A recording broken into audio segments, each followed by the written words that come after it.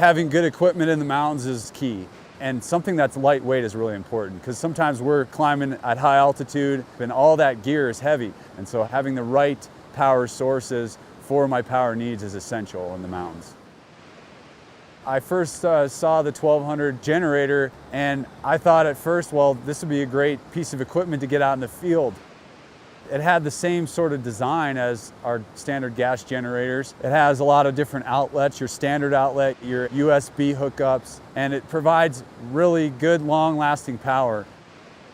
So when I'm out on expeditions, we're miles and miles away from the nearest power source. And the really neat thing lately with using the generator 1200 is that we've been able to get lots of energy generated from solar electricity, and it's completely environmentally friendly. It has no sound to it whatsoever. It's completely silent, and it weighs less than 40 pounds. And using the Enerplex generator, you can take it on multi-day trips and have good power usage. That's it from here, reporting live on Everest, John Kudrowski.